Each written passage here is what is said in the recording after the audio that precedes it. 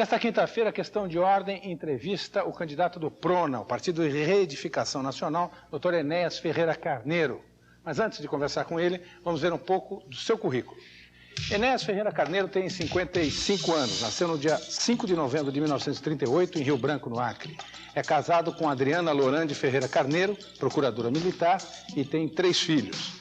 Ainda pequeno, o Dr. Enéas mudou-se para Belém do Pará, sempre como primeiro aluno da classe. E se inscreveu, em 1958, para o curso de sargentos no Rio de Janeiro. Foi o único candidato do Pará aprovado. Segundo o Dr. Enéas, graças ao Exército, pôde seguir seus estudos e assim entrou em primeiro lugar em 1960 na Faculdade Fluminense de Medicina. Em 62, prestou vestibular para Física e Matemática na Faculdade de Ciências e Letras da Universidade Estadual da Guanabara, onde também conseguiu se classificar em primeiro lugar. Em 69, fez pós-graduação em Cardiologia e de 73 a 75 fez mestrado em Eletrocardiografia. Abandonou o Exército como 3º sargento. Morou 6 meses em 1978 em Londres, estagiando em Medicina de Cardiopatias Congênitas. Deu aulas de Física, Biologia, Química, Português e Matemática e tem um livro publicado, O Eletrocardiograma. Em 89, Enéas fundou o PRONA e foi candidato à presidência da República. O registro definitivo do partido foi conseguido em 1990. Ficou famoso no horário eleitoral gratuito, onde em 15 segundos, e falando muito rápido, acabou marcando os eleitores com a frase "Meu nome é Enéas". Teve 360 mil votos, que significaram 0,5% do eleitorado. Sua candidatura para a eleição deste ano foi homologada no dia 29 de maio. O candidato a vice é o almirante Roberto Gami Silva, que foi presidente do GEBAN, Grupo de Estudos do Baixo Amazonas, no governo Figueiredo. Na última pesquisa de opinião feita pelo Vox Populi, entre os dias 4 e 7 de junho, Enéas está com 2% das intenções de voto, na frente do candidato do PL, Flávio Rocha, que tem 1%. Boa noite, doutor Enéas. Boa noite, senhor Paulo. Antes de mais nada, eu queria saber por que levou um médico, um cardiologista, até com internacionalmente aí, experimentado e reconhecido, a se interessar por política. O sentimento que me levou a isso, e eu já me referi, já fiz alusão a essa tese diversas vezes, foi um sentimento de indignação. Eu sou um cidadão comum, como qualquer outro, das pessoas com as quais a gente cruza nas ruas, e uma pessoa que se sente indignada com tudo que está. Qualquer cidadão olha para o quadro político e percebe que a nação vem sendo espoliada, que os valores cívicos estão sendo destruídos, que as coisas fundamentais para o bem-estar de um cidadão estão sendo deixadas de lado, que a população está ficando à míngua, que as escolas estão todas elas perdendo o seu conteúdo, que os hospitais não funcionam, enfim, diante desse quadro de incúria, de desídia, né, de falta absoluta de cuidado com a coisa pública, um homem comum como eu, como qualquer outro, se sente possuído de indignação. E quando essa pessoa tem atrás de si um lastro que lhe permite, né, chamar pessoas, fazer um chamado, eu quero crer que isso passa a ser uma obrigação. Foi o que ocorreu comigo e, como esse sentimento não é só meu, é de muita gente no país, eu pude, nesses 5 anos, criar em torno de mim um conjunto significativo, pude formar um grupo de escola, não no que concerne a atividade política, porque eu não tenho políticos no PRONA, a não ser Sua Excelência a deputada federal, dona Regina Gordilho, que chegou depois de o partido estar pronto.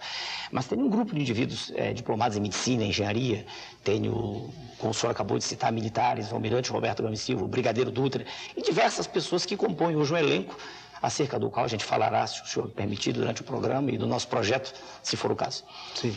Vamos ver a questão de ordem colocada pelo jornalista Mário Watanabe, da revista Exame. Questão de ordem para o candidato Enéas. Por que o senhor quer ser presidente da República? Por que eu quero ser? Uma parte da pergunta já foi respondida. O sentimento é de indignação, primeiro. Agora, a segunda parte, se tem ou não condições para tanto. Durante a vida inteira, eu estou olhando para o senhor porque eu não sei de onde está vindo a pergunta, eu continuo falando com o senhor. Durante a vida inteira, eu me distingui por uma coisa só, por uma vontade de aço. Eu costumo levar a termo aquilo que desejo realizar. E em tendo sido assim durante toda uma vida de estudo e trabalho, e tendo para trás, quer dizer, no passado, um currículo de estudo em que me distingui com proficiência no que fiz, e tendo o hábito salutar de manter minha palavra, eu quero crer que eu juntei as condições. A capacidade de falar, de exprimir-me, de conseguir com que pessoas me ouçam, capacidade de realizar. Eu presidi, inclusive, uma sociedade de cardiologia no Rio de Janeiro e é possível perguntar para os colegas o que foi isso durante o tempo que eu lá estive. Quer dizer, eu acredito que diante de uma vontade de aço, de um conhecimento prévio que adquiri, que já tinha e que consubstanciei nesses 5 anos, da realidade nacional, das grandes questões, da questão macroeconômica, da questão de saúde pública, da questão educacional, tendo essa visão de conjunto abrangente, eu quero crer que não há nada demais que eu me tenha candidatado a esse cargo. Bom, aliás, uma das vantagens da democracia é exatamente essa. Qualquer pessoa, cumpridas determinadas restrições de idade e de não ser bandido, etc., pode ser candidato a presidente da República. Posso, Renato? Só vou completar. Agora, no entanto, a gente sabe que é muito complicada a tarefa de presidir o país e que a estrutura política que o país estabelece não é o presidente da República que resolve tudo. Ele depende do Congresso Nacional, ele depende de uma enorme burocracia. Não seria mais fácil o presidente da República ser de um partido mais forte, mais estruturado, do que de um pequeno partido que só tem uma deputada federal? Posso responder? Claro. Eu penso exatamente o oposto. Vamos por etapas.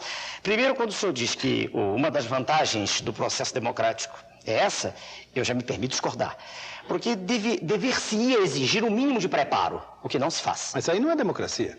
Uai, depende do conceito que se tem de democracia. Aí pode ser uma autocracia, pode ser uma plutocracia. Plutocracia seria de ricos. Se fosse ricos. Pode ser uma organização de sábios, como já houve. Vamos mergulhar então nesse ponto primeiro, né, ao qual o senhor fez alusão. Para dirigir um avião exige-se um treinamento específico. Para cuidar de uma pessoa, mesmo sendo um paramédico, exige-se uma formação específica. Para lecionar qualquer matéria, exige-se uma formação específica. Exige-se formação para quase tudo. Para dirigir um país não se exige nada. Não haverá, veja o senhor, nesse contexto... Não, exigem-se votos. Pois é, mas aí que eu pergunto de novo. Exige-se representatividade. Exato. Mas já que o senhor quer aprofundar, a minha pergunta é essa. Será que basta ter votos? Eu me permito discordar disso, estou lhe dizendo. O senhor tem um ponto de vista, eu o tenho diferente. Não, desculpe, não é meu ponto de vista. Sim, é a regra do jogo. Sim, mas é a regra do jogo. Eu aceitei. O senhor está aceitando essa regra para disputar. Sem dúvida, eu aceitei e o aceito, não tenho nada contra a regra. Aliás, eu cumpro a lei. Né? Eu a cumpro como ela está. Mas só quero dizer que, do meu ponto de vista e de muita gente, dever-se-ia exigir um preparo mínimo, porque senão, Sua Excelência o Presidente passa a ser um títere nas mãos daqueles que estão do seu lado. Se Sua Excelência o Presidente da República não sabe absolutamente nada de saúde pública, ele vai fazer aquilo que lhe dizem os seus assessores, que, na maioria das vezes, são escolhidos não por preparo, mas sim por ingerências de ação política. Agora vamos para a segunda etapa. Segunda etapa agora da pergunta. Quando o senhor disse se não seria mais importante ter um partido grande do que um pequeno. Não, também. Porque o que caracteriza o chamado partido grande não é que ele seja grande com o adjetivo na frente, que ele seja um grande partido. Não. Examinemos os grandes que aí estão. Grandes com o adjetivo depois, quer dizer, partidos grandes. São grandes porque tem um número enorme de representantes na Câmara. E o que é que eles representam quando o senhor sai à rua e conversa com cidadãos comuns?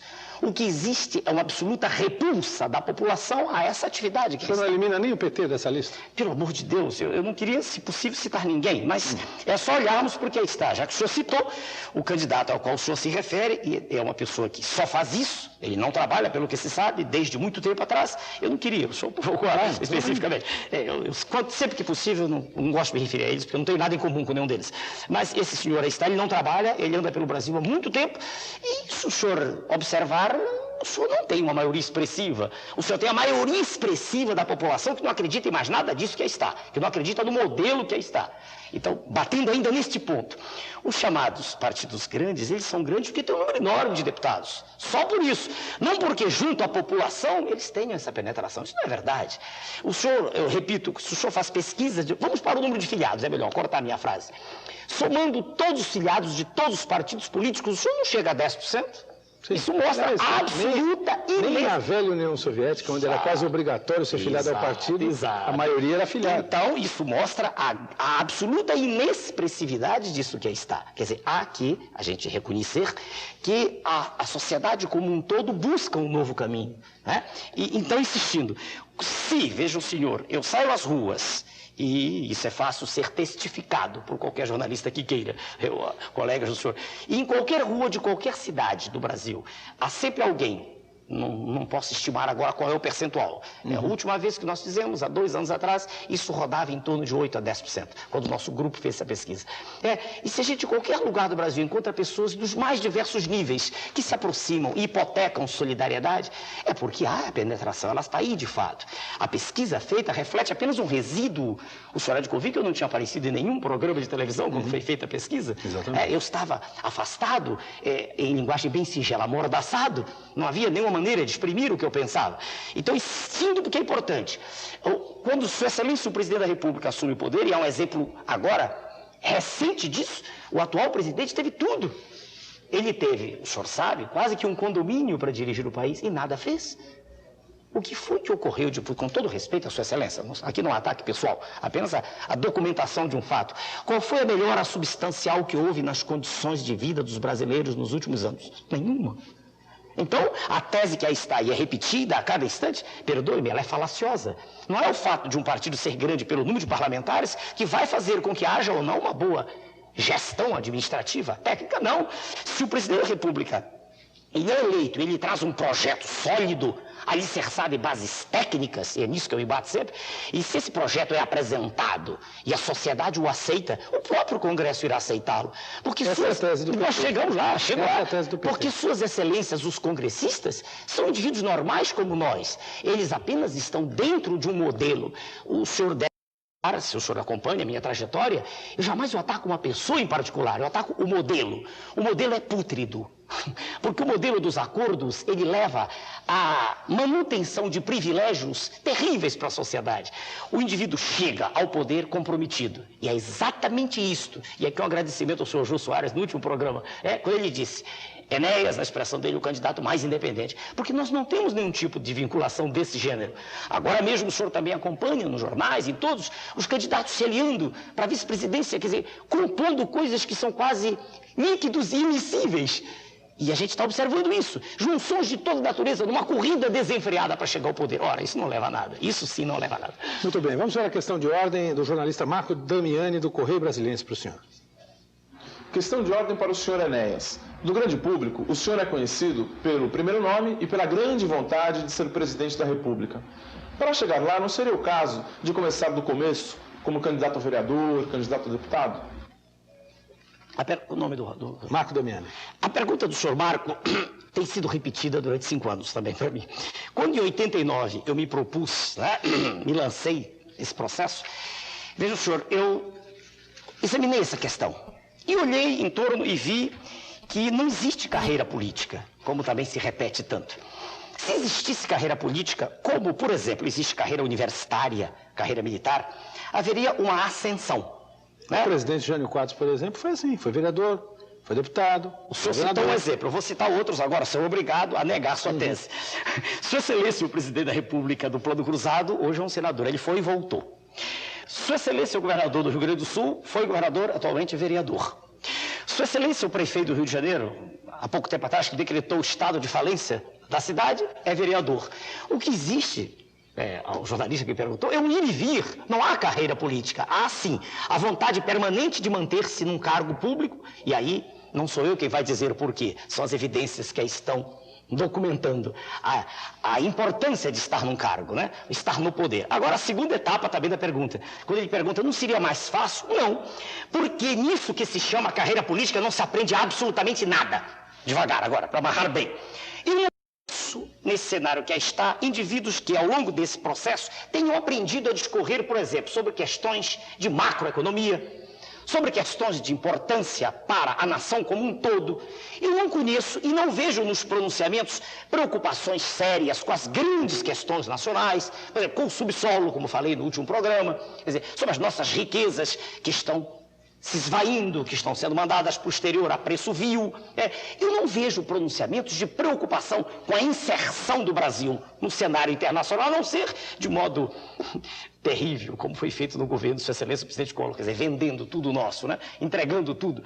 Então, eu não sei como, sendo vereador, sendo deputado, eu iria aprender, porque Câmara de Vereadores, Assembleia não é escola, não é lá que se aprende geopolítica, não é lá que se aprende macroeconomia. Aprendem-se essas disciplinas em livros, estudando e trocando ideias com pessoas preparadas, que foi o que eu fiz ao longo da vida. Eu quero crer que se eu aprendi filosofia, foi estudando nos clássicos, foi lendo Aristóteles, foi lendo Kant, foi lendo Leibniz. Se eu aprendi teoria do Estado, foi lendo os livros de teoria do Estado. Não teria sido discutindo, perdoe-me, com políticos profissionais, porque eu raramente ouço alguma coisa que me impressione quando eles se manifestam. Essa é a minha resposta. Muito bem, nós vamos fazer um rápido intervalo em questão de ordem com o candidato do PRONA, Dr. Enéas Carneiro, volta em seguida.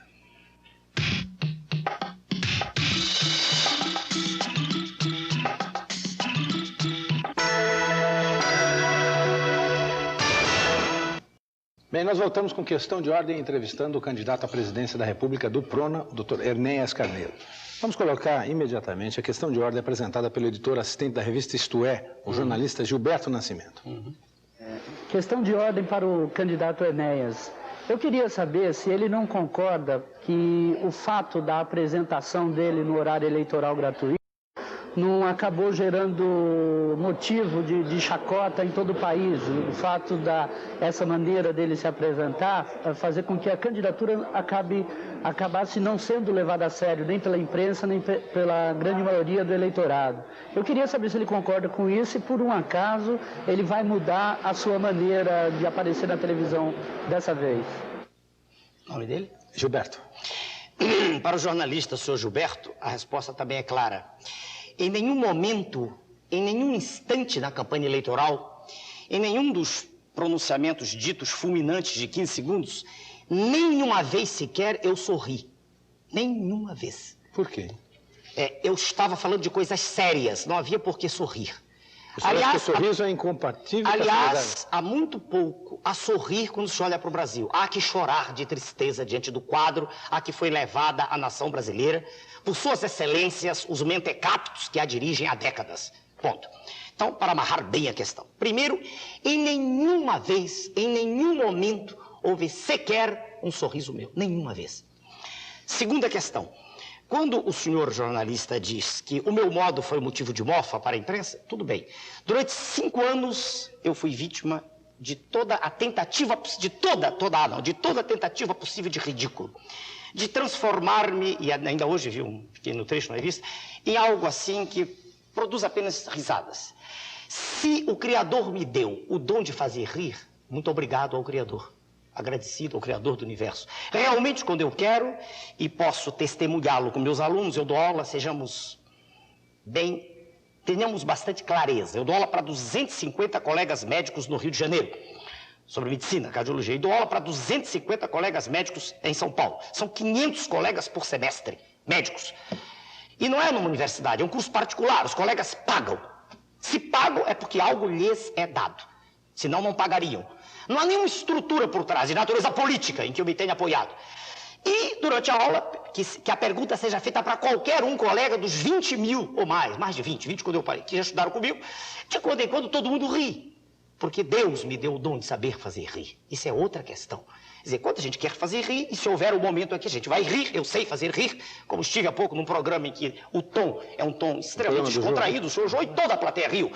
E eu, para isso, não preciso fazer mímica, não preciso fazer chacota, não preciso ser um palhaço. Né? Eu tenho um dom natural. Quer dizer, isso então o senhor é engraçado, tudo bem, é um dom que Deus deu. Isto é uma coisa. Outra coisa é confundir-se com pilhéria a seriedade de tudo que eu dizia e que digo hoje. Isso é absoluta falta de respeito. E na maioria das vezes é falta de respeito de quem não tem condição cerebral de entender o que eu estou dizendo. Na maioria das vezes é condição intelectual péssima. Não estou nem falando de preparo, pode ter estudado, mas como a natureza dotou muito mal, não é capaz de entender uma mensagem quando ela é muito rápida. Eu agora estou falando devagar. Mas nos programas de... Não, o senhor é bastante lúcido, percebe-se na troca de ideias. Mas nos programas de 15 segundos eu era obrigado, né? Eu era obrigado, dada a circunstância a qual eu tinha sido lançado, eu era obrigado a falar a uma velocidade de 3 a 4 palavras por segundo, o que é uma coisa terrível. Eu estava como que enjaulado. E as mensagens tinham que ser tonitruantes, tinham que ser fortes, para que marcassem. Não era apenas, como a grande maioria dos jornalistas repete, não era apenas meu nome Enéas, não era isso. Era uma mensagem forte, tão forte que marcou. E o que o senhor vê hoje como Deus certo é apenas resíduo, é o eco. Tão forte que fez com que de mim se aproximassem indivíduos do mais alto gabarito intelectual em diversas áreas do saber. Então eu discordo radicalmente da tese do senhor jornalista se aquele jeito não dava essa impressão. Quando uma pessoa inculta ouvia apenas meu nome Enéas, é natural. Essa pessoa gostava de mim, me abraça na rua, ela gosta. E é muito melhor transformar... Foi uma boa estratégia, digamos, de marcar.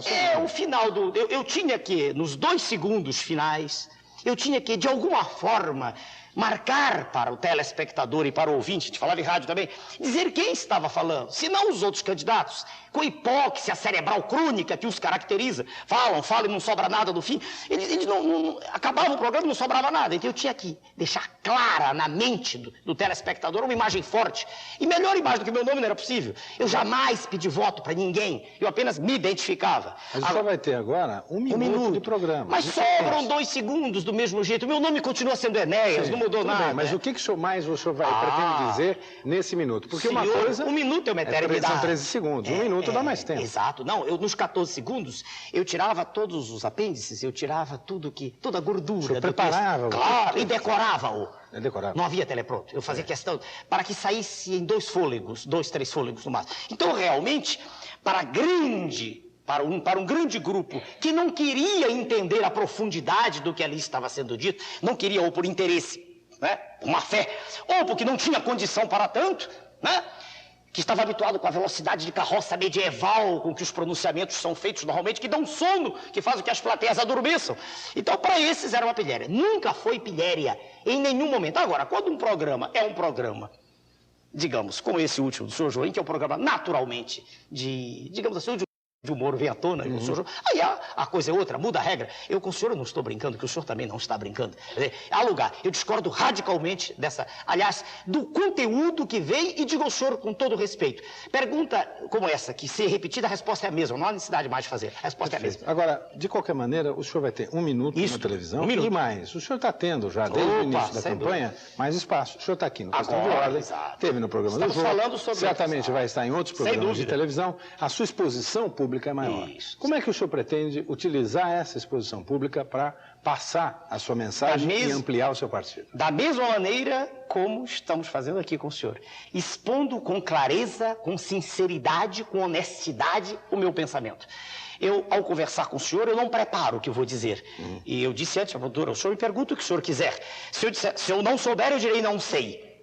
Eu não tenho por hábito cultivar a mentira, a hipocrisia. Se aquilo que o senhor perguntou, eu digo eu sei. Eu acredito, razoavelmente preparado. Bem preparado, extremamente preparado, talvez não haja ninguém. Porque as questões da presidência da República são complexas, como o senhor mesmo, com bastante propriedade, disse no início. Mas eu me preparei. E não vejo nos senhores que estão concorrendo nenhuma condição disso. Enquanto no Carnaval, eu e meu grupo nos reunimos lá em Itatiaia e mergulhamos e destrinçamos uma temática profunda sobre as grandes questões nacionais, os candidatos estão fazendo acordos, passeando, rodando, fazendo turismo. Nós não fazemos isso. Eu queria saber o seguinte, vamos supor que haja um telespectador aí que não seja um intelectual, não seja um letrado, não seja um iluminado, e que ache que as teses que o senhor apresenta aqui no programa são interessantes. Essa pessoa pode participar do PRONA? Sem dúvida. O nosso partido tem, em Mato Grosso do Sul, vou citar um exemplo que veio, Gabriel, uma cidade chamada Terenos, tem um açougueiro. Quer dizer, um homem de... O que é preciso para ser do partido? Para ser do PRONA, precisa ter uma vontade gigantesca de endireitar a nação. Precisa estar imbuído dessa convicção que é possível nós nos libertarmos desses grilhões, né, com que vem nos acorrentando os inimigos da nossa pátria. Precisa acreditar que é possível fazer do Brasil a maior nação do planeta. Precisa acreditar que é possível agir na política como se age na atividade médica, como engenheiro, ou seja, falar a verdade, ser a própria pessoa, e não ser essa hipocrisia que a gente vê nos candidatos à presidência da República, dizendo uma coisa outra manhã, na dependência do grupo que dele se aproxima. Eu digo ao senhor, o senhor ainda não perguntou, mas eu digo, eu sou radicalmente contra a especulação. Taxas de juros têm que ser de nível baixo, têm que ser consentâneas com o padrão internacional. em torno de 6%. Não estou interessado no que pensam suas excelências, os donos de banco. Não me interessa nem a mim, nem ninguém do Prona. Se nenhum banqueiro gostar de nós, não faz mal nenhum. Eu não vou mudar esse pronunciamento, o senhor está entendendo? Sim, se o senhor for presidente da República, o senhor vai mexer nisso. Sem dúvida, mas nada disso está sendo dito agora. Nós teremos nossa cartilha, que está sendo feita, o nosso ideário, do qual nós não nos afastaremos um milímetro sequer. Aqueles temas que são importantes para a soberania nacional. Nós não vamos aceitar que o nosso minério do subsolo seja vendido no exterior como é, com preços ditados por órgãos internacionais, com a conivência de nossas autoridades. Nós não vamos aceitar que a educação continue sendo como ela é, fabricando uma legião de mentecaptos que não tem nenhuma condição de competir no mercado. Mas para isso não precisa ter um sinal verde do Congresso? Não. O senhor passa por cima do Congresso? Não, o Congresso é inepto. O Congresso... O senhor fecharia o Congresso? Não há necessidade. Primeiro que isso é inconstitucional. Sim. Vamos respeitar a Carta Magna, que aí está. Não, o Congresso, quando eu digo inepto, deixe-me articular melhor, destrinçar, esmiuçar. Quando eu digo inepto, quer dizer, o Congresso se curva diante de uma vontade. Nós temos um exemplo disso, notório, extremamente recente. Quando Sua Excelência, o ex-presidente, o senhor Fernando Collor, assumiu o governo, e não foi, como tanto se repetiu, com margem substancial, não foi. Havia uma diferença pequena de alguns milhões de votos. Na verdade, a população se dividiu. Não havia opção, só havia os dois. Era um ou outro, o que é um erro também. Havia uma terceira opção, era anular o voto. Mas ninguém fala disso. Injeta-se sempre nas veias do cidadão a ideia de que ele tem que escolher. Eu, há muito tempo, anulava meu voto antes de ter entrado nisso, porque eu não acreditava nessas figuras que estão. Eu anulava sistematicamente. Por que eu tenho que votar num ou no outro? Que é isso? Onde é que está escrito isso? A lei prevê que eu possa anular. Naquela ocasião, eu anulei. Quando eu saí do primeiro turno e vi que havia dois indivíduos sem nenhuma condição de dirigir o país, eu anulei meu voto. Um semi-analfabeto, o outro analfabeto, eu anulei o voto. Porque a presidência da República tem que ser exercida por alguém com preparo. Alguém não só com dignidade, mas com preparo. Para poder escolher seus assessores e não ter seus assessores indicados por outrem. Mas voltando à tese. Então, naquele instante, em 1989, nós estávamos, o senhor sabe, imbuídos de uma vontade muito grande de mudar o cenário. Era uma tônica. E eu olhava para o cenário que se descortinava e dizia assim para mim mesmo: como eu me comporto? O que eu faço? Como o senhor acabou de falar, com 15 segundos. Eu tinha que seguir a trajetória. Eu a segui. E perdi o primeiro turno. O que eu poderia fazer no primeiro turno? Muita gente da imprensa, muitos colegas diziam: eu só apoio. Não posso apoiar. Eu discordo das teses que aí estão. Se elas são contrárias ao que eu penso, se eu sou contrário a esse neoliberalismo, a essa ventania boreal, a essa liberdade absoluta de explorar, eu discordo disso. Eu penso em um Estado que tenha o seu papel. Um Estado que atue a favor da sociedade. Como é que eu podia aceitar? Por isso eu não leio o voto. Aliás, a propósito disso, eu queria que a gente visse aí a questão de ordem do diretor da revista Isto É, Tão Gomes Pinto, que é por aí. Pois não? Questão de ordem para o candidato Enéas. Em quem o senhor votou nas eleições para governador do seu estado e prefeito da sua cidade? Eu conheço até pessoalmente o senhor Tão, já ouvi uma vez. Eu não tenho por hábito. Então eu vou ser sincero também aqui. Eu anulei meu voto. Né? Nos dois casos? Nos dois casos. É desagradável ter que reconhecer, mas eu olho para o cenário político e tenho náusea. Entende? Desculpem-me, os senhores telespectadores, o senhor, mas não há desrespeito, eu estou apenas dizendo a verdade. Eu olhei para o cenário e me senti tão mal que eu anulei o voto. Mas aí, se o cenário político é tão ruim assim, é muito ruim. Não é melhor sair para uma solução que não seja a solução de se candidatar ou de disputar a eleição? Porque fazer o que não sei. Veja uma coisa. A política, ela pressupõe um acordo e um entendimento, muitas vezes, entre pessoas que não concordam com as mesmas ideias. Qualquer pessoa que passe pelo Congresso Nacional e vê lá no cafezinho o José Genuíno e o Amaral Neto conversando amigavelmente, estranha, porque parecem adversários. Mas é assim que se faz a política no Ocidente, nas regras do jogo democrático. Não é, então, um pouco contraditório se anular o voto sistematicamente? Mas aí é que é o ponto. O fato de duas pessoas de pensamentos contrários trocarem ideias não quer dizer que, num determinado momento, na hora da ação, essas pessoas continuem juntas.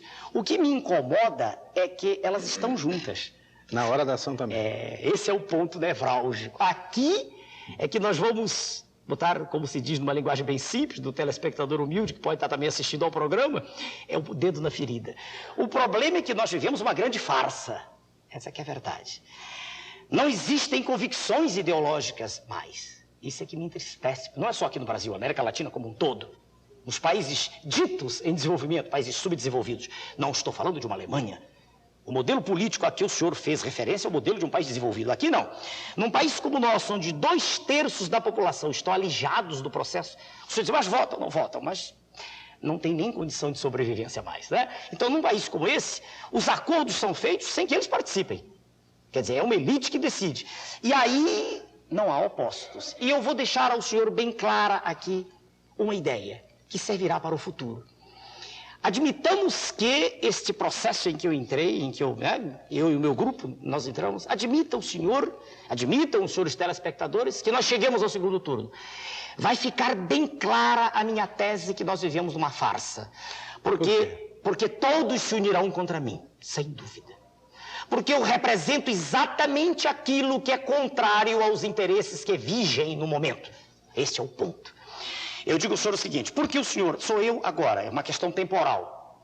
Se eu não estiver aqui, poderia ser outro. Quando eu escolhi para candidato à vice-presidência o almirante Roberto Gomes Silva, foi porque nele vi, ao ler um livro dele, são mesmo nossos, os minérios não energéticos, os minerais não energéticos, foi nele, eu nele vi a mesma indignação e o poder também de mudar a visão geopolítica do Brasil, e vi nele uma vontade extraordinária de lutar contra isso que está aí. Isso que está aí não é uma pessoa, não é o senhor que o senhor citou aí, não, é um modo de ser, é um comportamento, veja, gliscroide, pegajoso, eu traduzo, pegajoso, é um comportamento epilético, é um modo de ser, de estar sempre bem para estar no poder. Isso contaminou a classe. O senhor vai dizer, mas não há exceções? O senhor há de convir que muitos indivíduos saem do Congresso, dizem, eu não aguento isso. E outros há que se acomodam. Eu já ouvi muitos parlamentares dizerem assim, doutor Enéas, isso não leva a nada. Quer dizer, acham difícil mudar o status quo, mas eu creio que é possível. Na história do mundo houve momentos assim. E nós somos uma nação tão grande, tão rica, com um coeficiente de importação tão pequeno. Alguém dirá, atrás da tela, ou importamos muita coisa. Quinquilharia. O que é fundamental mesmo, do que é fundamental nós não precisamos. Quer dizer, nós somos tão poderosos, nós temos a maior reserva de água potável do planeta, que é uma coisa hoje estratégica.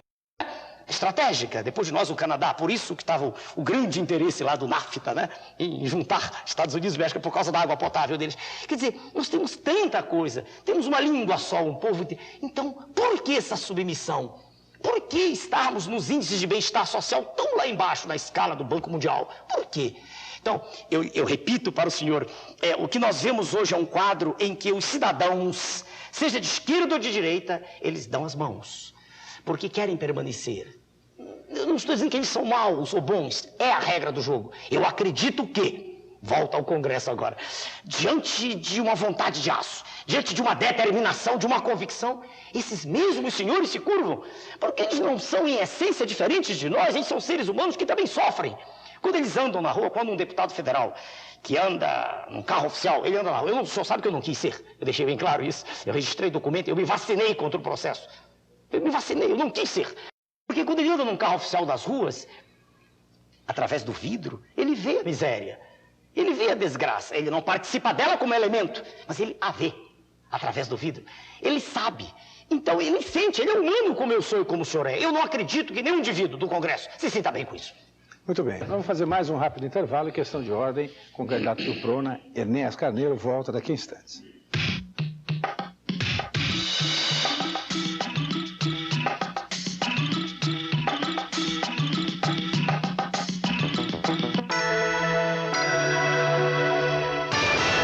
O candidato à presidência da República pelo PRONA, Enéas Carneiro. Doutor Enéas, o senhor falou aí em ideologia e deixou claro que o senhor tem uma preocupação nacionalista muito grande. Qual é a ideologia do senhor? O senhor é um socialista? Não, senhor. Se o diálogo estivesse ocorrendo há 30 anos atrás, a resposta seria sim. Há 30 anos atrás, ledor que eu era dos textos de Engels, né, que se encaixam na formação filosófica que tive, por minha própria conta, eu não sou formado em filosofia, eu nunca disse isso. Eu, naquela época, era um entusiasta da tese socialista. Eu estou falando da palavra socialismo no sentido científico, né? Com a acepção legítima. Ou seja, o Estado detém os bens de produção, né? Sim. E é dono. Eu teria defendido essa tese. Porque eu acredito. O senhor é hoje? Eu sonhava com aquela União Soviética que emergia no pós-guerra. Mas a experiência como diz Stuart Mill, a prova de um pudim é comê-lo. Quer dizer, a experiência mostrou que se o Estado toma conta de tudo, desaparece a competição e, uma vez satisfeitas as necessidades básicas, quer dizer, moradia, habitação, comida, a sociedade entra em letargia e não desenvolve. Isso já é notório. Então, eu não sou socialista. Então, não há opção. Ou eu aceito que o Estado tome conta ou que haja iniciativa privada. Vamos evitar os epítetos, eu prefiro. Porque os epítetos estão hoje extremamente contaminados. Se o senhor chamar uma pessoa que estude ciência por aí, vai ter dificuldade de dizer hoje o que é esquerda, exatamente o que é difícil hoje. Hoje é uma amálgama. Então vamos dizer que o PRONA defende a iniciativa privada, ponto. Deixa bem claro, né? Nós defendemos a livre concorrência. Mas não a livre concorrência internacional. O senhor acha que tem que proteger a indústria nacional, por exemplo? Eu disse isso porque eles também fazem lá fora. Vamos devagar. O neoliberalismo é só para o subdesenvolvido. Porque eles defendem. O Japão se defende, os Estados Unidos se defendem, a Inglaterra se defende, a Alemanha, todos se defendem naquilo que é estratégico para eles. Então nós temos que nos defender. A abertura completa e incondicional é suicídio. Quando nós vendemos o nosso manganês, nós estamos entregamos todo, nós estamos abrindo mão de uma reserva estratégica. Porque ele é fundamental para fazer aço. E a privatização? O senhor é a favor? É a mesma coisa. Se vamos privatizar o petróleo, eu respondo ao senhor, mas petróleo o que é? É energia. E há estudos seríssimos mostrando que quem detém energia detém progresso. Você não acha que nós precisamos do capital estrangeiro para Sem dúvida, desde que o capital estrangeiro aqui chegue para a produção, não para a especulação. Se nós entregamos aquilo que é estratégico, veja o senhor, petróleo, energia, subsolo e telecomunicações, nós estamos dando um passo para perder o que resta de soberania nacional. Então, devagar de novo, quando o senhor se refere à privatização, sim, setores não estratégicos. O Estado não tem que ser dono da padaria, de jeito nenhum. Telecomunicações? Sem energia e telecomunicações são estratégicos. Estratégicos. Para nós não há o que discutir. É claro que há pontos de vista contrários que nós respeitamos. Mas siderurgia. Siderurgia, senhor, não temos mais o que fazer, que já houve. Sim, já foi privatizado. O senhor está perguntando uma coisa que já ocorreu. Então, nada a ser feito. Mas nós o senhor seria contra? Teríamos sido radicalmente contrários. Não é essa a posição do PDT de Leonel Brizola? O senhor citou de novo um nome. Sua Excelência, o governador do Rio de Janeiro. Eu não gosto de fazer isso, me desagrada, porque ele não está aqui, né? Vai haver um momento dos debates. Não, é que ele já veio ao programa, é por isso que eu estou falando, ele falou exatamente Mas isso. Sua Excelência se contradiz. Sua Excelência, na campanha presidencial de 89, e eu assisti a toda ela, porque eu era o integrante, ele agia de modo drástico contra o candidato, o senhor Fernando Collor. Chamava-o, inclusive, de filhote. E logo depois, quando candidatou a governador, fez as pazes, ficou tudo bem. Eu não consigo entender isso. Ou ele aceitava ou não aceitava as teses? O senhor dirá, não, mas como estadista tem... Não, tem que, como estadista, cumprimentar, mas não elogiar. Admitamos que o senhor, em vez de ser um jornalista, o senhor aqui é presidente. Como ocorrerá, quero eu crer, nos debates? Se eles vierem aos debates, que eu irei, sem dúvida. Então eu estarei como um homem educado, civilizado, mas defendendo minhas teses, as mesmas. Então, se Sua Excelência, o governador, defende teses parecidas com as nossas, ótimo, não tem nada contra. Mas é preciso que haja coerência. Esse eu quero dizer. As nossas não são só essas, são outras. Por exemplo, nós não aceitamos o CIEP de Sua Excelência, o senhor Brizola. Aquilo não resolve nada. Aquilo é um gigante, porque é um gigante de concreto armado. Nós não temos como fazer no Brasil inteiro aquilo. E também não é a estrutura de concreto que caracteriza o modelo educacional. É aquilo que está sendo ensinado, é o valor do professor, é a valorização dele como profissional. Primeiro, ele tem que ser bem pago, extremamente bem pago, porque ele forma o cidadão de amanhã, primeiro. Segundo, para ser respeitado, quer dizer, bem, ele tem que estar preparado. Hoje ele não está, ele tem que ser reciclado. Eu disse isso há poucos dias no programa. Não se entregam verbas vultosas para deputados para irem ao exterior, para visitar um lugar ou outro. Por que nós não podemos investir? É o que nós faremos no professor de primeiro grau. Primeiro grau que nós vamos mudar também, vamos quebrar, voltar primário e ginásio. Porque isso é uma amálgama horrível, mal feito. Eu sou educador há mais de 30 anos, perdoe-me, senhor, eu falo porque sei do que estou falando. Sua Excelência fala e não sabe do que está falando. O senhor acha que tem que ter primário e ginásio? Não, eu não acho, não. Isso é uma convicção, de novo. Gente, que eu verbo achar não faz parte do meu ideário. Eu sei as coisas ou não sei. Se o senhor perguntar alguma coisa que eu não souber, eu vou dizer não sei, não percamos tempo. Mas isso eu sei. Eu sei. Eu acabei de dizer que ensino para médicos. O senhor acha, porque deve ter gente que está tão convicta. Só que se discutir, eu provo a essa pessoa que está dizendo que ela está errada. O problema é só esse. Traga-me um convicto no sentido contrário, que eu vou mostrar que as teses dele não têm fundamento. A criança e o pré-adolescente, esses dois seres têm problemáticas distintas. Por que juntá-los? Primeiro, por quê e para quê? Qual foi o fundamento desse chamado primeiro grau? Em que ele se baseou? Qual é a corrente psicológica que dá cobertura a isso que foi feito? Isso foi um crime. Isso foi tirar da nossa criança aquela chance extraordinária que ela tinha, que essa criança possuía, quando acabava o seu primário de fazer um exame de admissão. Não é do seu tempo, o senhor é um homem jovem, mas... Não, eu fiz. Ainda chegou a pegar... Então, eu sou incapaz. Eu fiz primário. O senhor é um homem aparentemente bem jovem. Só aparentemente. Tudo bem, é a impressão que o senhor dá. Então, a criança, o senhor se lembra, então o senhor é uma testemunha ocular do que eu estou dizendo. Ao acabar o primário, nós nos sentimos muito bem. A gente fazia uma prova que tinha um valor tremendo, a gente ia para o ginásio. E o profissionalizante, num país como o nosso, não pode começar no segundo grau, tem que começar logo no ginásio. Porque hoje a gente termina no primeiro grau, bom, sem falar na evasão enorme, aí a conversa demora muito em educação. Perdoe-me, está tudo errado, tudo. Isso precisa ser reformulado. E, de novo, para ser reformulado é preciso um projeto nacional. Agora, se o senhor me permite, eu ainda agora tropecei. Falando depressa, eu esqueci um ponto quando eu estava falando do Congresso. É importante falar nisso. Sim. Quando Sua Excelência, o presidente Collor, assumiu, e eu estava dizendo isso e mudei, né? Eu fui por uma derivação. Ele não assumiu com a maioria tão gigantesca? Não foi de relação ao outro.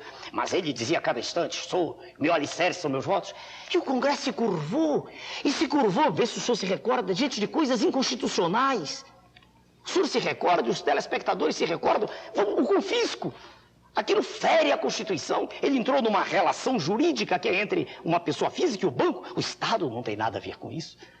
E ele sequestrou aqueles bens, ele tomou uma série de medidas, e o Congresso se curvou. A pergunta, então, que eu faço é essa: por que o Congresso não se curvará diante de medidas extremamente profícuas? Por exemplo, esse Projeto Nacional de Educação. Eu dou outro exemplo. Quando Sua Excelência, o ministro, não lembro o nome dele, que criou o SIACS, o senhor lembra?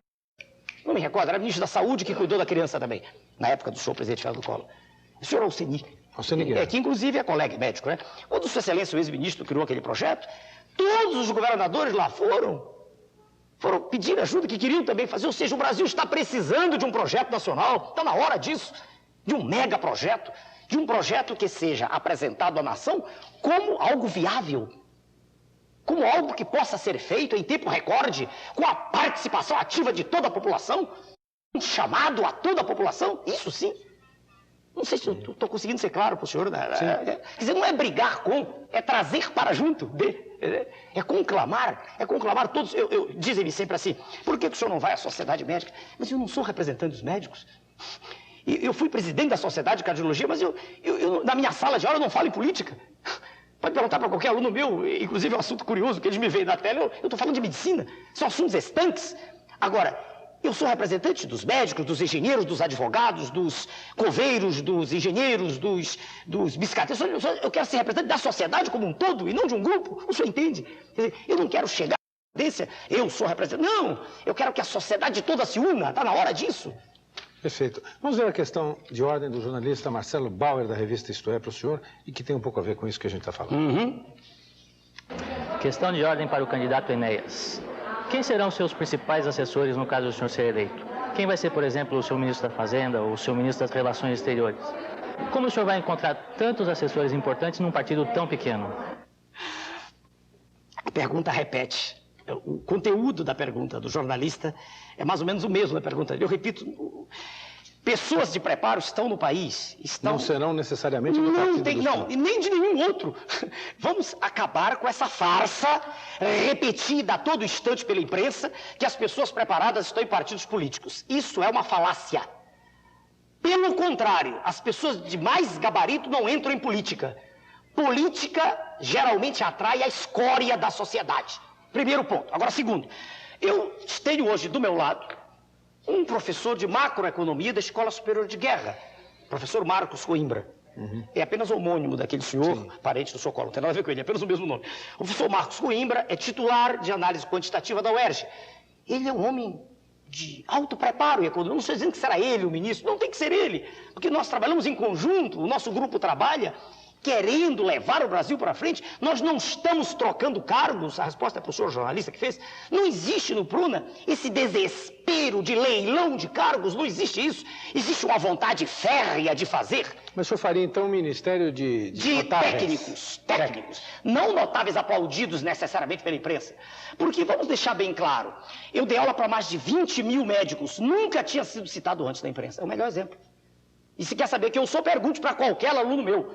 O senhor pode encontrar um aluno meu que discorde das ideias políticas, é claro, é natural. Por isso eu uso. Mas pergunte sobre o conteúdo daquilo que lhes é transmitido. Esse é que é o ponto. Então eu vou procurar indivíduos de valor, e esses indivíduos estão se aproximando cada vez mais, uma vez que eles percebem que tudo aquilo que eu dizia em 89 representa a fiel realidade. Eu retratei um Brasil em 89. O Brasil que eu retratei está pior hoje. Bem pior. E o senhor me permite, se o senhor permite, dar o telefone do nosso comitê, posso fazê-lo? Posso dirigir o telespectador? Com a sua permissão, e agradecendo a rede de televisão que está nos dando essa chance, se o senhor telespectador quer fazer contato conosco, em São Paulo nós temos um comitê instalado com 2 números. São Paulo 011. Isso. 228-6360. 228-6360 e 291-5064, em São Paulo. 291-5064. No Rio de Janeiro, a nossa casa 021? É 021. E nós temos mais números, eu trouxe um, estava com pressa. 262-2828. Vou repetir, 021-262-2828. Fazendo contato com esses números, os senhores terão dos outros estados. Nós temos representação em 15 estados. Muito obrigado ao senhor. Imagina. Não, muito obrigado pela sua atenção. Isso aí é um compromisso que a Rede Gazeta tem de justamente abrir espaço para a discussão política e para todos os partidos o mais democraticamente possível. Mas eu queria voltar a uma questão que é esse conceito que o senhor tem de que o país tem que ser dirigido, um país, seja ele qual for, pelos excelentes nas suas áreas. É isso. É uma condição de excelência no que concerne ao preparo, né? Excelência não em dinheiro. Sim. Tenho que ter do meu lado um milionário, um bilionário. O fato de ter dinheiro não quer dizer que a pessoa seja boa ou má. Há indivíduos virtuosos, há indivíduos com uma grande vontade de ver o Brasil melhor e que são grandes empresários. Agora, quem defenderia os interesses do chamado povão? Aquele que não é o sujeito que é o torneiro mecânico, o agricultor. O torneiro mecânico é bem povão, ele está bem melhor. O povão mesmo é o sujeito que varre a rua, varre o aeroporto. O torneiro está melhor um pouquinho. Bem, mas quando eu falo, vejo o senhor da sociedade, vamos entrar, já que o senhor permite, entrar bem na questão. Eu sou de origem humilde. O senhor não disse... Talvez o senhor não tenha querido dizer, não há nada de que se gabar, de que surfanar nisso, mas minha origem é humílima, e não tenho por que me envergonhar disso. Meu pai era barbeiro. Aliás, o senhor disse que só virou pobre quando foi para Belém, não foi isso? É, porque eu era remediado. Sei. Naquela época, há 40 anos, não, peraí, eu estou com 55, eu fui para Belém em 45, eu tinha 7 anos, 8 para 9 anos, por aí. Logo depois da bomba atômica. Eu, com 9 anos de idade, quer dizer, em 47... Um barbeiro dava queijo, dava leite para os seus filhos. A minha mesa era farta. Claro que não se podia pensar em... Televisão não existia na época, né? Não se podia pensar nessas coisas supérfluas, né? Que a sociedade nos dá, para nós que temos essa condição hoje. Mas eu tinha uma mesa farta. Eu estudava numa escola pública do lado do filhos de autoridades. Eu tinha a escola pública que nós vamos fazer renascer. Por isso o nome, o senhor citou, é reedificação da ordem nacional. Eu não estou interessado nas teorias mirabolantes modernas. Eu quero o ensino clássico. Eu quero aquele ensino que forma cidadãos, que faz com que pessoas como eu e o senhor saibamos nos expressar em linguagem falada e escrita. Só isso. Não quero nada demais. Eu quero um quadro negro, giz. Então, falando da infância, que o senhor perguntou. A origem é muito humilde, mas muito mesmo. Daquela época, quer dizer, eu era um filho de um homem pobre, mas um homem que... dava de comer. Hoje um pobre não leva nem carne para casa, né? Um jornal custa uma fortuna. Como é que pobre lê jornal, né? E meu pai lia jornais, né? Eu me lembro disso, né? Falava de Getúlio Vargas, quer dizer, coisas da infância. Meu pai falece quando eu tenho 9 anos de idade, e aí a vida se topa, porque minha mãe era uma senhora humilde, dona de casa, e naquela época mulheres não trabalhavam, se você lembra, quase meio século atrás. Foi muito árdua a vida, muito dura, muito. Eu trabalhei fazendo todas as coisas que uma criança pode fazer para ajudar em casa. Então, eu sou um representante do povo. Eu não sou um falso representante do povo, o senhor está entendendo? Estou falando de todo o coração, como eu falo em todos os lugares. Eu ganhei um telefone celular de presente de um empresário e fiquei até sem jeito, eu nunca tinha usado o telefone celular. Eu vivo bem, já lhe disse, ganho bem, vivo bem, mas eu não sou um homem da elite, digamos assim, adaptado aos salões, nada disso. Eu sou simples pela minha própria natureza. Eu sou realmente representante do povo, entenda. Quando eu procuro a excelência, é porque eu preciso ter indivíduos preparados. Porque senão as medidas que vão ser tomadas serão contrárias àquilo que é o fundamental. Entenda. Quer dizer, a visão do que o povo precisa, eu a tenho. Porque eu sou esse grupo. Não sei se eu estou sendo claro. Eu vim de lá. Eu não nego minha origem. Eu andei sem trem da central, entende? Quer dizer, eu passei necessidade, só que eu não usei isso para estudar. E jamais teria entrado nesse processo. Eu não quero cargo público, político assim. Tanto que não quis ser deputado, jamais teria entrado. Não fosse ter entrevisto a possibilidade da mudança. Quer dizer, mudar. Se o senhor de novo perguntar por que o senhor não quis ser deputado, porque deputado não muda. Por melhores que sejam as intenções, já lhe disse, muitos têm, talvez até a maioria. Isso aqui é incrível. Talvez a maioria do Congresso queira e não consegue. Os líderes, por acordos espúrios, vão levando a nação cada vez mais para o buraco. Então, repetindo, eu não posso ter, dirigindo o Ministério da Saúde, um mentecapto. Não. Eu tenho um médico preparado e respeitado pelos seus pares. Só que ele não vai me dizer o que deve ser feito, porque eu tenho condições de discutir com ele. O meu ministro da Economia será um indivíduo respeitado pelos seus pares, com preparo em concurso e afinado com as nossas ideias. E assim o ministro da Educação e por aí vai. Muito bem, nós vamos fazer mais um rápido intervalo. Questão de ordem com o candidato do PRONA, Enéas Carneiro, volta daqui a instantes.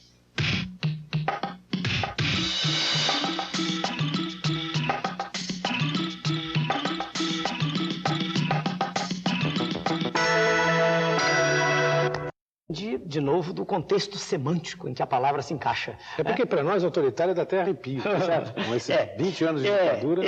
Mas depois dos 20 piorou. Quer dizer, durante os 20... O senhor não acha que era melhor naquela época? Não, os índices de bem-estar social pioraram. Do ponto de vista de liberdade de expressão, sem dúvida que melhorou muito. Então, o senhor com esse discurso talvez estivesse na cadeia na época. Não sei.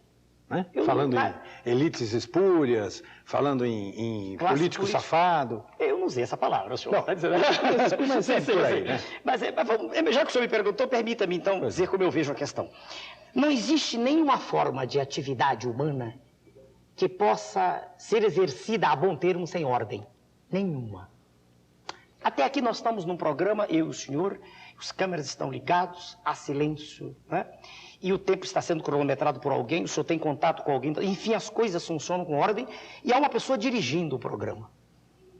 Isto é autoridade, isto é ordem, é nisto que eu acredito. Tudo o mais é conversa fiada. Pois não, mas vamos pegar o exemplo que o senhor citou aí. Nesse programa, se o senhor fosse obrigado a responder apenas o que eu quero, o programa não seria democrático e não haveria liberdade. Peraí, de novo, eu só respondi ao que o senhor perguntou. Mas do jeito que o senhor quis. Sim, mas ninguém definiu para o senhor a princípio, olha, o senhor não pode falar disso ou não pode falar daquilo. Exatamente, mas... Então, a confusão que se faz no Brasil hoje, eu não tenho dúvida de que a ordem é importante. Isso. É que muitas vezes se confunde ordem com autoritarismo. Não, vamos dizer com arbítrio. Com arbítrio. Arbítrio, isso é outra coisa. Isso. Então, o que há hoje no Brasil é uma absoluta desordem.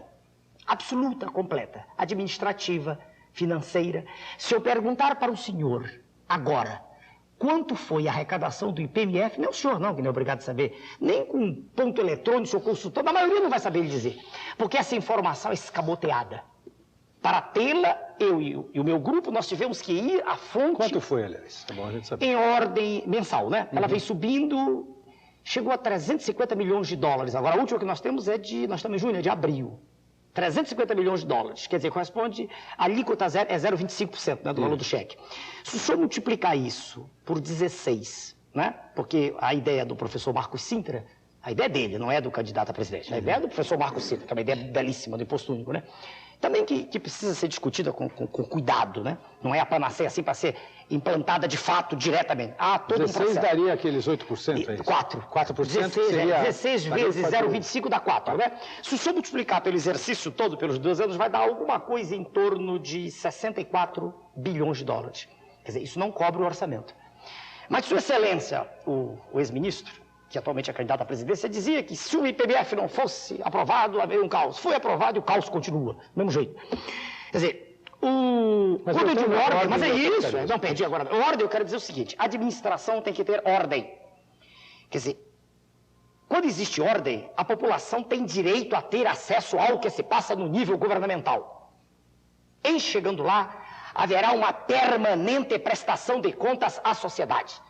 Não haverá esse jogo matemático que é feito a cada instante burlando o homem comum. O homem comum não sabe Quanto ele paga de impostos? Ele não sabe que 1 quilo de feijão, mais da metade do preço que ele está pagando é de impostos. Ele não sabe disso. Conversa-se, fala-se, mas ninguém diz isso com contundência, que ele está sendo roubado a cada instante no quilo de feijão que ele compra. Essas coisas têm que ser claras. Em chegando lá serão todas claras. O senhor vai dizer, mas o senhor estará contrariando interesses poderosíssimos. Mas se há uma qualidade que eu tenho e meu grupo tem é coragem. Coragem. Voltando. Ordem. Ordem é isto. Ordem é clareza. Ordem é definição de propósitos. E ela não pode existir sem autoridade constituída. Veja os exemplos. Vamos pegar na Suécia. Eu tenho uma amiga minha, é professora de fisiologia na Universidade Lund, na Suécia. Certa feita, o filho dela estava recém-chegada, o filho não foi à escola. Ela tinha chegado de uma viagem, cansada, não levou. Aí veio o aviso da escola, que ela não podia fazer isso com o filho, para ir à escola. Quer dizer, ir à escola é um direito, mas não é só um direito, é um dever. No dia seguinte, além da cansada, a criança não foi. Veio um policial intimá-la. E ela foi ao distrito. Lá é social-democrata. E ela foi ao distrito. Ela foi autuada porque ela não estava levando o filho à escola. Agora, recentemente, nos Estados Unidos, são países ditos democratas. Né? O senhor viu o que aconteceu? Quando a ordem não foi cumprida, tem que haver ordem. Sem ordem não há progresso, não há respeito, não há cidadania. Ordem não quer dizer ser atrabiliário, quer dizer fazer cumprir aquilo que está na lei. Eu quero apenas que a lei seja cumprida, mais nada. Lei. Não adianta eu ter uma carta magna escrita com uma Constituição e fazer tudo ao contrário. Não adianta haver um sinal de trânsito e haver desobediência completa a ele. Não, eu quero lei, eu quero ordem. Então, aqui está bem clara a posição, veja o senhor. Quer dizer, em chegando, as atribuições do presidente da República são essas, sim. Vão ser cumpridas. As atribuições, não há sentido em eu dizer uma coisa e o ministro dizer outra, essa confusão mefistofélica, diabólica que a gente vê na imprensa, em que ninguém sabe quem manda em quem é responsável por quê. Porque a responsabilidade se diluiu, porque nós vivemos, perdoe-me o senhor, num caos institucional generalizado. Não sou eu quem ataca as instituições. São os políticos que fizeram com que passasse a haver o descrédito das instituições. E eu quero exatamente o contrário. Eu quero fazer com que as instituições voltem a ser respeitadas.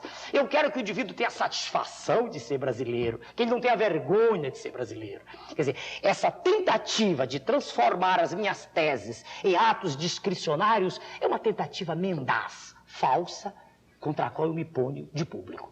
O senhor sabe que, conversando aqui com o senhor, eu me lembro muito de uma figura política sobre a qual queria a opinião do senhor, que é o ex-presidente Jânio Quadros.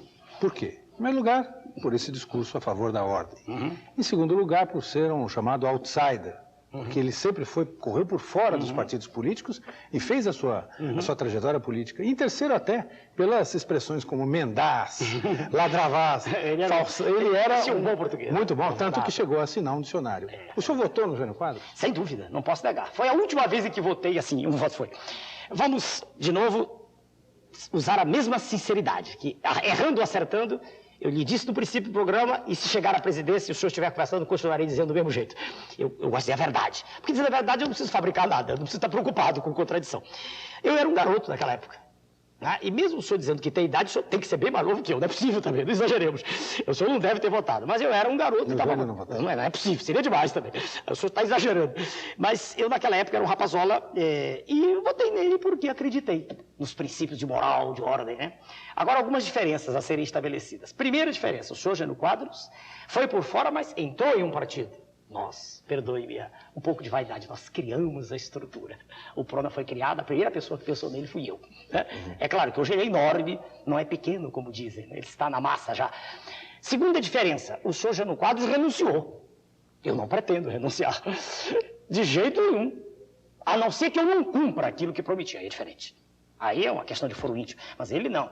As forças terríveis não vão tirar o senhor. As forças não são tão ocultas, elas são claras. As forças são o capital internacional, alienígena, e aqueles vilões, aqueles inimigos da pátria, que deles são aqui dentro representantes. Essas são as forças ocultas. Não há dúvida quanto a isso, não são tão ocultas. Estão em todos os lugares. A gente vê a empresa nacional por trás, há apenas um testa de ferro ali, por trás ao capital alienígena. Mas bem claro. Então, essa segunda etapa, eu não vou renunciar. A terceira condição, o senhor Jânio Quadros, muito tempo depois, voltou a se candidatar a prefeito. O senhor sabe disso, também não. Eu agradeço a comparação que o senhor fez, que é elogiosa para mim, né, porque ele era um homem extremamente preparado em ciências humanas. Nunca vi o senhor Jânio Quadros falar de outra área qualquer. Ele era um homem com bom preparo em ciências humanas. Em ciências biológicas, em ciências exatas, nunca ouvi pronunciar-se. Aliás, eu não conheço nenhum candidato a presidente da República que tenha condições de preparo de falar nessas 3 áreas. Nenhum. Estou deixando bem claro, diante dos telespectadores, nenhum. Não estou me referindo ao menos preparado de todos. Não, nem isso. Estou falando daqueles que detêm diplomas de curso superior. Eles são indivíduos que levam a maior parte do seu tempo discutindo, trocando ideias, mas não estudam. E a gente aprende em livros. Esses são a fonte conspícua de informação. Agradeço ao senhor a comparação, mas em chegando à presidência e cumprindo o meu dever de cidadão e de patriota, eu me retiro para sempre. Vamos ver a questão de ordem do jornalista Ricardo Osman, que é chefe de reportagem dos jornais do Estado de São Paulo e Jornal da Tarde, e colocou uma questão de ordem para o senhor. Questão de ordem para o candidato Enéas. Eu gostaria de saber do senhor qual a sua posição sobre o índice de desemprego atual no Brasil. Se trata de um país com enorme potencial, um território muito grande, uma população muito grande, mas há muito desemprego em São Paulo, há muito desemprego no Rio de Janeiro. E eu queria saber o senhor, uma vez na presidência, o que efetivamente o senhor iria fazer para acabar com esse problema visivelmente desnecessário no Brasil. Antes, um comentário. Excelente pergunta.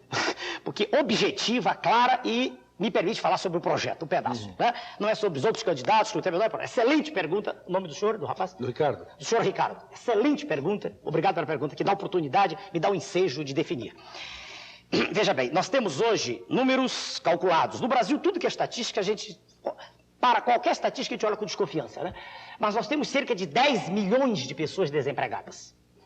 Como corrigir o problema? Por etapas. Primeiro, hoje não pode haver investimento. Porque, repito, de cada 3 dólares arrecadados pela União, 1 dólar vai para a especulação. Porque é muito melhor aplicar em qualquer setor, em qualquer região do setor financeiro, do que aplicar na produção. Então, o corte será drástico na especulação. Isso eu já disse diversas vezes, em todos os programas. Quer dizer, as taxas de juros que normalmente são embutidas nos custos dos produtos, claro, qualquer empresário faz isso, ele não é burro. Ele não é oligofrênico. O empresário, ele tem uma empresa e ela visa a lucro. Se ele, mesmo não precisando de ir a banco, a nenhuma fonte de capital, que não seja o dele, mesmo não precisando, se ele trabalhar com juros menores, ele está perdendo dinheiro. Os outros ganham, então ele embute. Ou ele diz, bom, então eu não vou cobrar tal cara, pego meu dinheiro e aplico. De qualquer maneira, a produção dele diminui. Então, a primeira coisa é essa, é lutar contra a taxa de juros. Primeira não, são muitas. Existe então uma lei do deputado Fernando Gasparian que estabelece em 12%. A Constituição, peraí, mas é a Constituição, o que o senhor está dizendo é constitucional. E alguém respeita a Constituição do nosso país, voltamos à lei, à ordem. Mas bem, eu vou mais longe, eu vou para os níveis internacionais, 6%. Vamos parar com essa história do Brasil ser cassino de milionário, entendeu? Quem quiser fazer cassino vai fazer lá fora, aqui não. Se nós chegarmos aqui vai ser um país de produção. Então, primeiro, em acabando a especulação, e os empresários sentindo e vão sentir que estão diante de um governo, de um Estado forte, de um Estado que está preocupado com a produção, que não é socialista, é um Estado social, é um Estado preocupado com a sociedade, que ele vai atuar a favor daqueles que perdem na competição. Sim, porque alguém tem que olhar por eles, alguém tem que olhar pelo pobre cidadão que não conseguiu vencer, alguém tem que lhe propiciar a escola pública, alguém tem que lhe dar o hospital público, e é o Estado. Agora, o empresário vai ter estímulo. Primeiro, então, taxas de juros as mais baixas possíveis. Não aquela fantasia do cruzado, levando a zero. Não. Nível internacional, 6%. 6% ao ano. E não 20, 30, como se faz hoje nessa orgia que aí está. Muito bem. Segunda medida, a pergunta excelente do jornalista. Segunda medida. Nós vamos investir maciçamente na educação do povo. Porque investindo na educação, nós formamos mão de obra mais qualificada. Porque nós temos esse problema hoje. Nós temos hoje uma massa enorme de pessoas que tristemente não sabem fazer nada. Terão que ser aproveitadas pelo Estado em algo parecido com aquilo que Roosevelt fez, o New Deal. Quer dizer, pequenas obras, para tirar esse desemprego. Terceira medida, uma reforma tributária gigantesca que diminua o peso, o ônus das empresas. Eu citei ainda agora, nós temos, todo mundo sabe, mais de 50 tributos, e não há empresário, por melhor que ele seja, que aguente isso. Então, ele tem, hoje, qualquer empresário, qualquer pessoa sabe, bem informada, que o que mais pesa para o empresário não é a folha de pagamento, não é o que ganha o pobre trabalhador, é o imposto. Então, vamos reduzir. Como? É a ideia do imposto único, só que ele não é aplicado de uma vez. Passaremos numa etapa para 4 impostos, 2 federais, 1 estadual, 1 municipal, depois chegaremos a ele. Quer dizer, que do qual já existe uma amostra pequena no IPMF, já está. Passaremos para ele. Aí sim, unificando, e o modelo do imposto único se encaixa muito melhor na nossa tese do PRONA de centralização doutrinária do que no modelo do outro partido, que não tem nada a ver com isso aqui que eu estou dizendo. Então, em chegando assim, quer dizer, todos pagam impostos, nós pouco a pouco iremos absorvendo a economia informal, que é gigantesca, talvez em torno de 40% do produto interno bruto, para um produto interno bruto de 450 bilhões de dólares, talvez 180 bilhões estejam por aí, funciona até como amortecedores, por isso que não existe hiperinflação, não chegou em nenhum momento, porque há toda uma capa de amortização, a economia informal. Mas essa economia informal vai sendo absorvida pouco a pouco, porque ninguém gosta de estar na rua sem garantia previdenciária. Então, a carga tributária, veja só, vai diminuir para a empresa, para quem paga, mas ela vai aumentar, porque a base de arrecadação vai aumentar. E vai aumentar com satisfação, haverá auditoria plena, não é essa farsa que aí está, de CPI de Congresso, que só é instalada quando o elemento da máfia lá de dentro denuncia. Por que ninguém denunciou antes? Haverá um sistema de auditoria permanentemente instalado, fiscalizando-nos, fiscalizando o próprio governo, porque se nenhum de nós está com interesse de nenhuma vantagem espúria, a não ser endireitar o Brasil, por que não criar a auditoria plena desde o início, desde a implantação? Então haverá investimento, respondendo a ele. Com investimento existe produção, com produção existe emprego, com emprego existe salário, havendo salário, há consumo, havendo consumo aquece a economia. Aí o empresário poderá dizer, bom, mas aí os preços caem, é verdade também, o markup, quer dizer, aquilo que ele ganha em cada unidade diminuirá, mas ele venderá mais. E o país se levantará, sem dúvida. Muito bem. Nosso tempo está terminando. Eu queria colocar uma última questão de ordem do colunista econômico do Jornal da Tarde, Celso Ming, que tem uma questão para o senhor. Questão de ordem para o candidato Enéas. O Plano Real é bom ou ruim para o país? O Plano Real é uma farsa. O tempo agora ficou aqui ser desenvolvido. Mas não são só 15 segundos. Eu sei, mas com 15 segundos aí eu teria que me preparar. Eu nunca disse que era um gênio. Os 15 segundos eram decorados, né? Preparados previamente. Por que é uma farsa? Vamos tentar ser bem sintético, vamos tentar usar a capacidade de síntese. O plano que aí está não é econômico, com todo respeito ao jornalista que é um economista conhecido. O plano que aí está é político. Ele visa a eleição, não conseguirá, evidente, mas visa a eleição de Sua Excelência o ex-ministro. Por que ele vai falhar? Admitindo que tudo desse certo, tudo, ou seja, que não existisse inflação em real, e ela vai haver, já se prevê 3 a 5, 5 a 7, né? Se tudo desse certo como eles preveem, já existe um hiato gigantesco entre preços e salários, porque ficou tudo solto no que concerne a preços. O senhor se recorda, os preços ficaram soltos na primeira etapa, foi todo mundo avisado, olha, vai aumentando, depois veio a RV, vai aumentando, todo foi aumentando, aumentos absurdos, de 100%, de mais de 100% em remédios, e então, mesmo que desse certo, que Sua Excelência fosse eleito, que isso é o que a gente chama de dar certo, haveria um hiato enorme, o poder aquisitivo está o menor possível do povo, e é natural que logo depois não haja receita, também com a desvalorização artificial que eles vão fazer, vão fazer câmbio fixo, vão manter o dólar, né? E esse dólar vai ficando artificialmente baixo, né? Para dizer que o dólar é igual ao real, é o que está sendo dito aí, né? Então o que é que vai ocorrer? Vão queimar reservas. Vamos pintar o cenário, se, na última hipótese, isso dá certo, quer dizer, isso dá certo, falando politicamente, Sua Excelência ser eleito, ele diria, não há recursos, nós temos que agora ter recursos, obter, vamos privatizar, vamos vender tudo que o Brasil tem. Haveria, se Deus quiser não haverá, haveria uma privatização selvagem. Privatizar-se-ia até o ar atmosférico que nós esperamos. Esse é o panorama negro que se descortinaria se Sua Excelência fosse o presidente. Agora, não vai dar certo, nem politicamente, e economicamente isso é um fiasco. É um fiasco. Porque que plano econômico é esse que não visa a uma distribuição de renda? Que plano econômico é esse que põe lá embaixo o poder de compra e permite que oligopólios, monopólios continuem do mesmo jeito, fazendo o que querem? Isso é uma farsa. Doutor Enéas, infelizmente o nosso tempo acabou. O senhor falou mais aqui do que durante toda a campanha política a que o senhor teve direito no horário gratuito e talvez tenha falado mais do que os minutos que o senhor vai ocupar no horário político. Eu agradeço a presença do senhor, desejo boa sorte ao senhor nessa campanha política e questão de ordem volta na próxima quinta-feira, sempre logo depois de Clodovis abre o jogo. Uma boa noite, até lá.